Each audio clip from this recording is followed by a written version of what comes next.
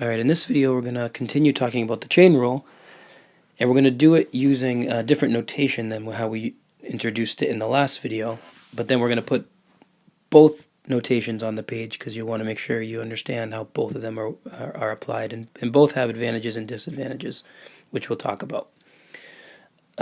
So this first example is Mr. F runs twice as fast as Hannah, and Hannah runs 5 times as fast as Matt. How fast does Mr. F run when compared to Matt?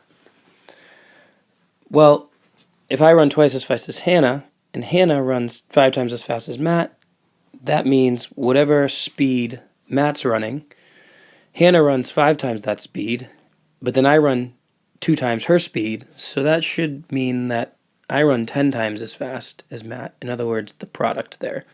So I'm just going to say,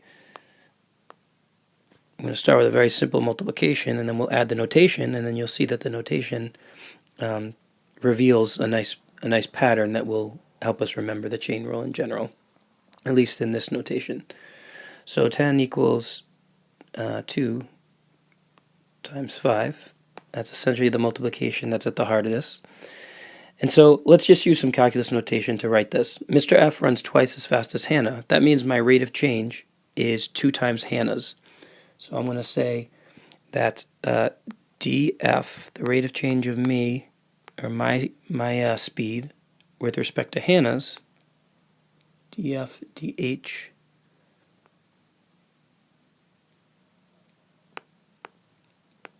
is equal to 2, right? And Hannah runs 5 times as fast as Matt. We can say that dh dm is equal to 5. And the way the question is phrased suggests that we're looking for how fast I run when compared to Matt. So we want to know what is df dm. And now if we know the answer to this question, so let's just put the notation below the actual numbers that they represent. df dh is 2. That's how fast I run with respect to Hannah.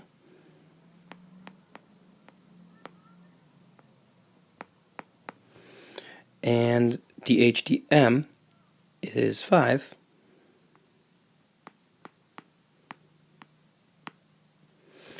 And we know that equals 10, which is the rate of change of my speed with respect to Matt's.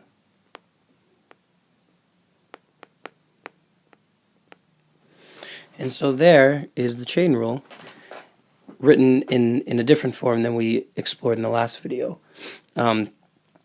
So again, my rate of change with respect to Matt's, it turns out to be just the product of these two rates of change. And what you probably notice is that these DH's, you can almost view these expressions as fractions, even though they're not. But if you were to view them like that, then those DH's would cancel, and you'd be left with df dm, which is what we want to have.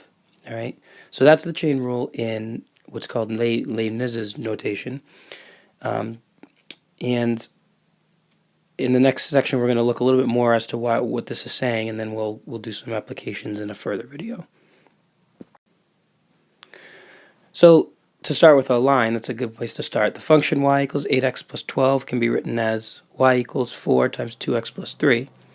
And I can think of that as the composite of the functions y equals 4u and u equals 2x plus 3. So notice I'm introducing the intermediate dependent variable u. And the reason you're doing that is because it helps make the chain rule easy to remember, at least in this notation. So dy dx is 8, because y equals 8x plus 12. dy du, since y is 4u, then that's just 4. And du dx is just going to be 2. And so once again, we see that dy dx equals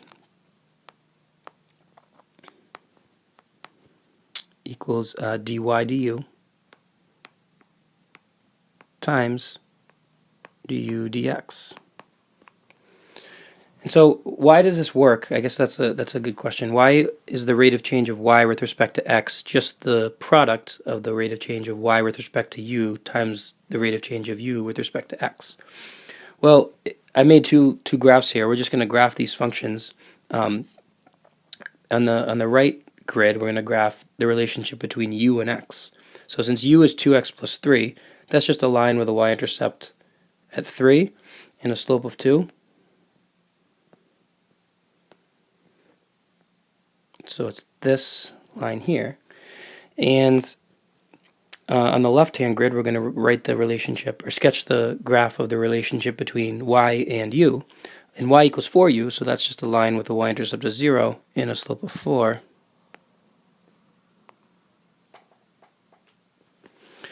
And so all we're saying is, if I increase x by a certain amount, how much of a change does that have on y? Now remember, y and x are not related directly. They're related by the intermediate variable u. So let's just take a simple example. Let's say as x increases by 1,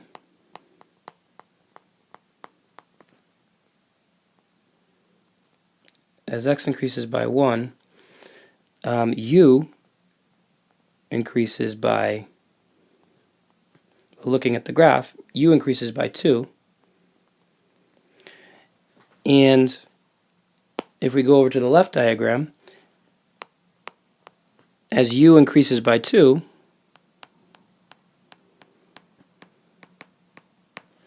then y increases by, well, it increases by it increases by 1 twice. I'm sorry, it increases by 4 twice, because every time u increases by 1, it increases by 4. So y increases by 8. So we can see that as x increases by 1, y increases by 8, which is just the derivative of u with respect to x times the derivative of y with respect to u. And it's enough to make the argument with lines, because when we're talking about derivatives, we're really just talking about slopes of tangent lines at certain instances. So I mean, I could be talking about some function whose tangent line looks like that at an instant, and another function whose tangent line looks like, that at an instant. And all we're saying is that their rates of change are going to multiply. So that's the chain rule, or that's some kind of an intuition as to why the chain rule works. So in the next slide, we'll formalize it, and then we'll do some examples in a following video. So again, we have that dy dx in the previous slide is equal to dy du times du dx. I know I'm sort of going overkill in terms of writing the notation out, but it's very important to actually be able to generate these two forms of the chain rule on your own, so that you don't forget. Again, don't forget, it's easy to remember if you think of these du's as canceling, and then the dy dx's as being what remains. So here I have the chain rule in the two forms we've seen it. In the last video, we saw the function form, and I often call it, so I'm going to actually write that. I'm going to say that this is sort of the function form. I'm just making that terminology up for my students to remember. The function form of the chain rule. And let's call this, even though it's not a fraction technically, let's call this the fraction form. All right, and we'll see that both forms have advantages depending on the problem. But in the next video, we'll use both of these to find the derivatives of some functions that are composed that we have not yet been able to take the derivatives of.